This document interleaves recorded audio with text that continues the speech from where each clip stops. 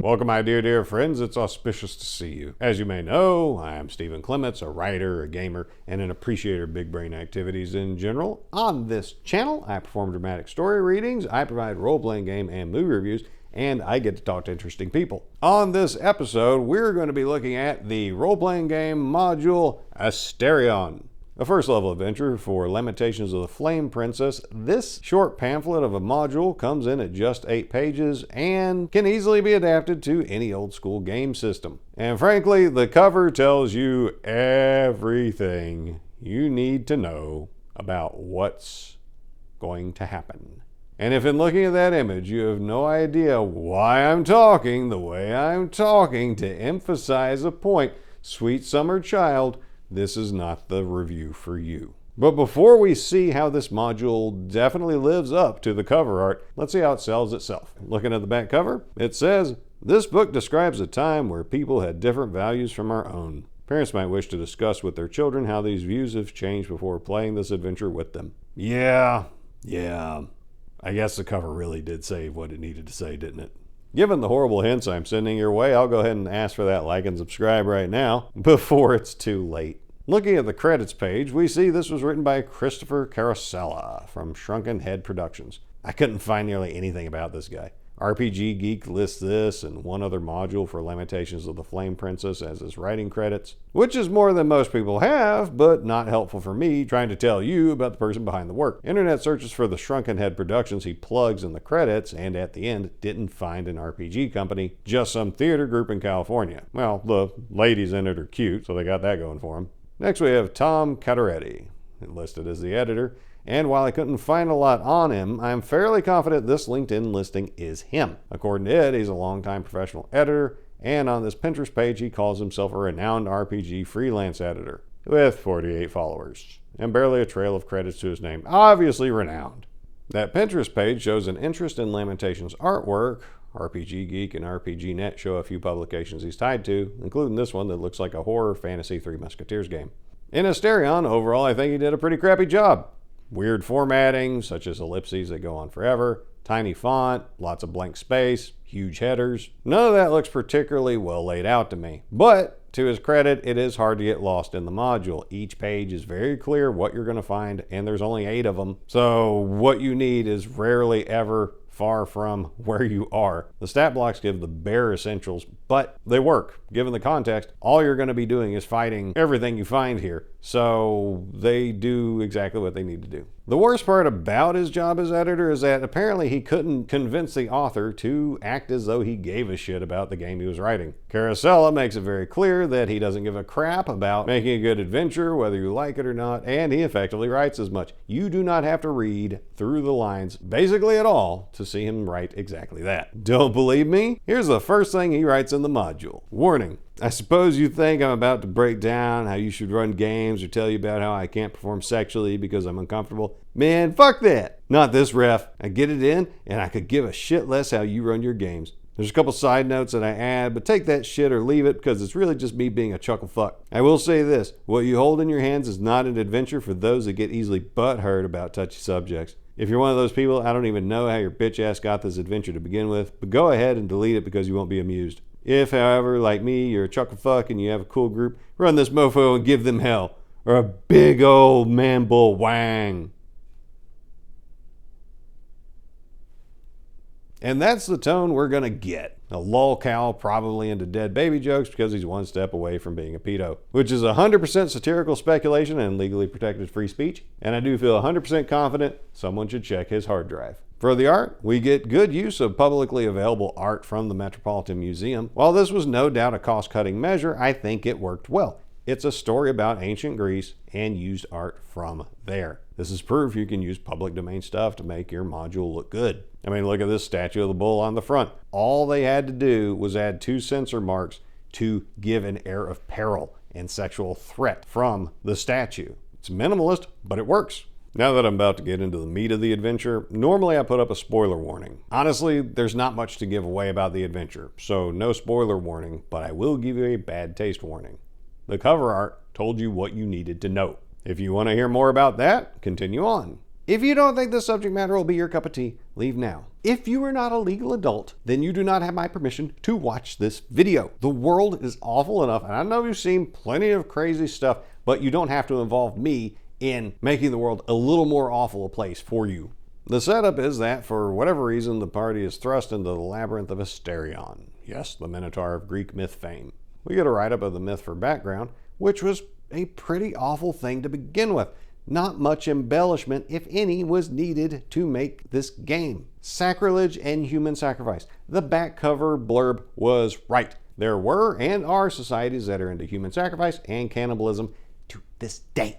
Long story short, the king of the island died. He had 3 sons, one of which prayed to the gods for a bull to appear that he would then sacrifice to the god. They gave it to him, and of course the bull would be magical and help him secure his claim to the throne. The mighty sea god gave him such a bull, which allowed him to claim the throne. He banished his brothers from the island. However, he did not fulfill his vow to heaven. He kept the majestic bull for himself and sacrificed a different one to the sea god. Well, the sea god did not like this and decided to punish him in a very awful way. For you see, the gods of Greek myths were often lusty in unnatural and bestial ways, and so the god of the seas filled the king's wife with salacious, unnatural passion for this majestic bull. She had a master craftsman build a wooden cow covered with real cowhide, put it on wheels, got herself wheeled into the area with the bull, who did what he was supposed to do, and knocked her up with the Minotaur. After she gave birth to the beast, she named it Asterion. The king was furious, built a labyrinth to throw the thing into so he wouldn't have to look at it again. But the problem is Asterion became, well, let's say, he had a rarefied diet of only being able to live off human flesh. And now 14 tributes have to be sent annually, 7 of the most handsome young men and 7 of the most beautiful young women of the lands to be thrown in there with him. Now in that labyrinth, Asterion has been walking it for 3 years, devouring everyone he finds, or so people think. Sure, he's eating some of them, but, well, Asterion's a fucking horn dog. Or more accurately, fucking bull. He uses the women as sex slaves and breeds with them. That's right, there are all sorts of deformed half-human, half-bull fucks roaming around down there. He uses the men mostly as food, but he fucks them too. And take a bite or two, or several out of them as well, which is pretty fucking twisted. I guess the queen never got the chance to teach him not to fuck his food. And that's what we're gonna get for the rest of this module. The plot summary, well, there's not a plot. We're getting a cannibalism rape fest where the party is doomed to die. It's like a character funnel that hits an abrupt end. If you have players willing to go through such a dungeon, a total of 14 sacrifices get tossed into the labyrinth and should be used like the character funnels found in Dungeon Crawl Classics and other games. The first wave of player characters start at first level, which means they don't have much of a chance of surviving very far. The good news is, once their first character's been knocked off, they can grab one of the other sacrifices, but those are 0th level characters, and so even more screwed. And I bring up if you have players that are willing to go through this,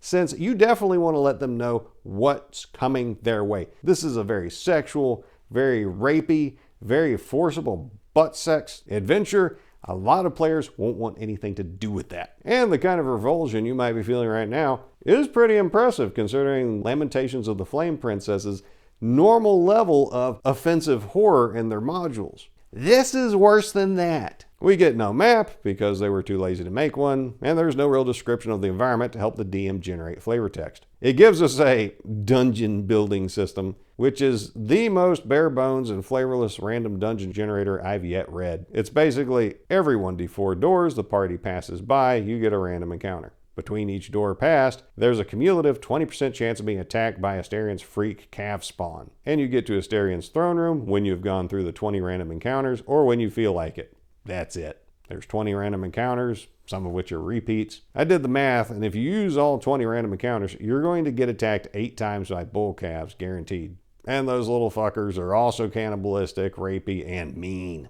And we'll take a look at a few of these random encounters to give you an idea of what's going on here. If you were to roll a 1 on the d20, shit, bull patty. 50% chance purple bioluminescent mushrooms are growing out of the patty. The shrooms produce purple light and can either be used as a candle or eaten. If eaten, they trip balls. On a 4, you get water hole, a 25 foot by 25 foot room half filled with water fed from an underground spring. The shit-filled water is two naked mamas bathing in it, one that is super pregnant with swollen nipples lactating a thick mucus-like ooze, and the other holds a newborn bull calf that aggressively sucks at her teat. Lovely. If you roll 15, you get Madman. A short corridor enters into a room, and there's a madman in the middle who raises his hands in the air and begins laughing maniacally. In his hands is a huge homemade double-ended dildo with two human penises flanking about a foot of thick intestine. The penises seem to have a bone shoved in them to keep them stiff, and it's all crudely stitched together. If the party is familiar with the story, they might recognize him as the craftsman who has lost his fucking mind in the labyrinth. In his madness, he has turned into a dom, and yes, he's dressed like a leather daddy with chains and metal studs as well, because why the fuck not? Oh, geez, there's a period after the exclamation point. Oh, the editor is even worse than I thought. All around him are other sex toys he has crafted out of the flesh and bones of tributes. Currently, there is a nude, young, handsome man, probably a tribute, tied into a swing from the ceiling, gently rocking back and forth. Ball rope is wrapped tight around his swollen purple nuts, and he has a horse tail shoved up his ass, which is really just a femur with long human hair glued on. Oh yeah, and a ball gag. There is also a large wooden box with a gimp chained inside. See below. If the madman notices the party, he'll ask them to try out his new toy. If they decline the offer, he'll go into a fit of rage and then rush the party, swinging the massive dildo around his head as a weapon. Oh, we get shrooms again. If you roll 18, sunshine. Light at the end of the tunnel. It's really just a painting that looks realistic as fuck. Why does it appear as sunshine creeping into the labyrinth, you ask? Well, let me tell you. I don't fucking know. Make some shit up, or not.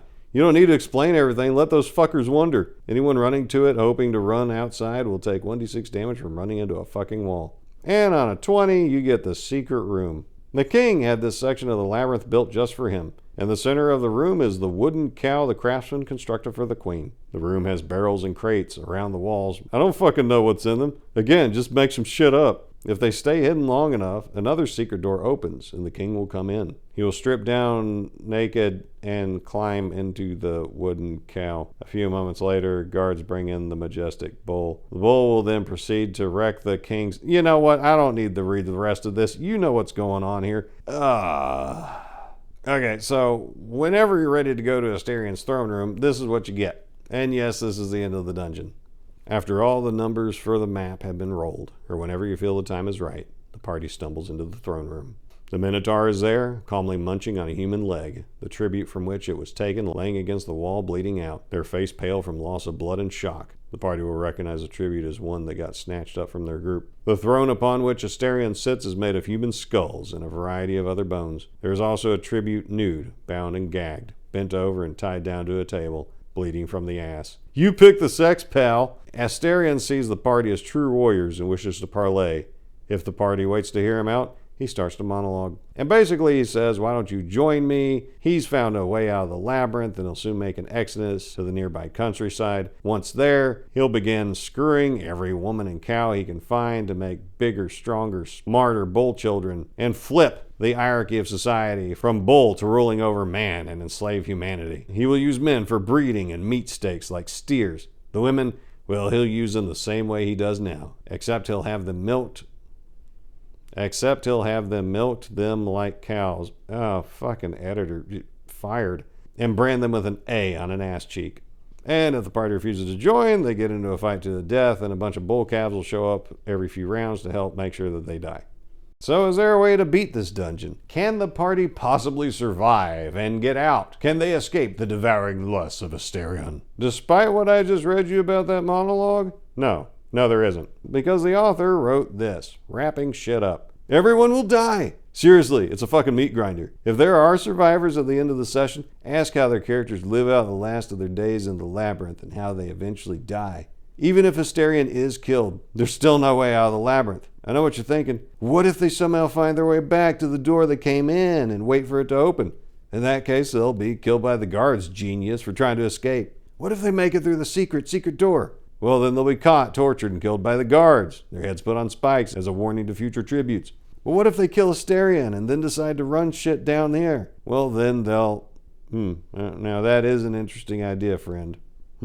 If they do accept Asterion's offer to join forces, well, Asterion's bull calves are going to get jealous of them and murder them in their sleep. They'll be brutally beaten until nearly dead and then eaten alive. Says it in the text. So what are the chances that a bunch of first level characters are going to kill Asterion and run shit down here? Well, pretty much next to nothing. Yeah, this all makes sense given that there's no XP or treasure for the party listed, because that's no point in tracking any of it. They're gonna die. Nothing good is gonna happen to them down here. So the adventure is a random encounter table and a rapey idea. That is it.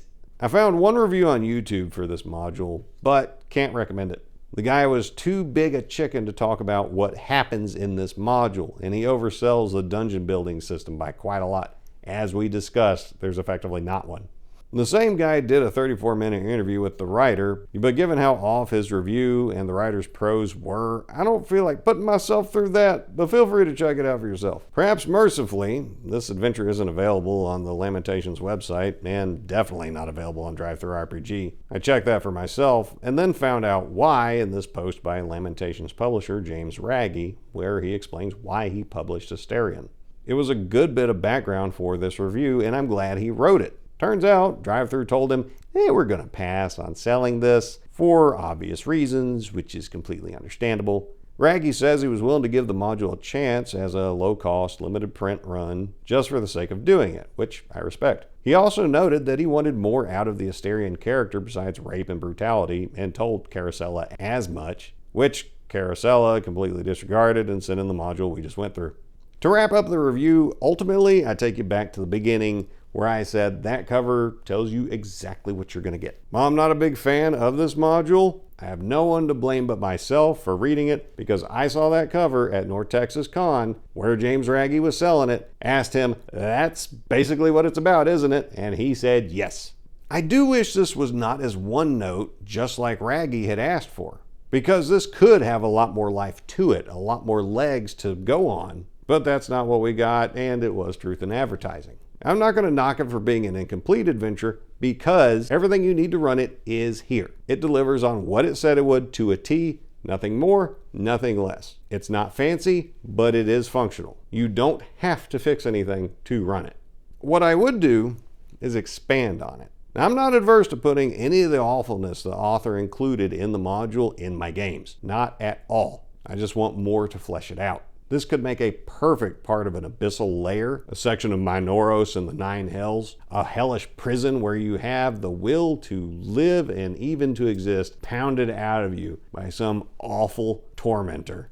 If adapted to the world of darkness, this would make a perfect lair for Black Spiral Dancers or Fomorians in the werewolf game, or in the vampire game, the average Zamiski torture dungeon. As part of a larger adventure or campaign, this could be used as a rescue mission to go in and get a high-value NPC out of that freakish charnel house. You could use it in a historical role-playing setting, or you could put it into any fantasy setting. You could reskin it as well. You could swap out the Minotaurs for hillbilly cannibals, or you could just put in the King of England and his satanic pedo associates and not have to change anything else about the module. I'm pretty sure they'd have half human, half animal freaks running around eating people. So what do you think? Would you ever use such horrible material in one of your games? Would you ever consider playing such a thing? My vampire bros insist, don't deny it. I know what you're like. I know you would.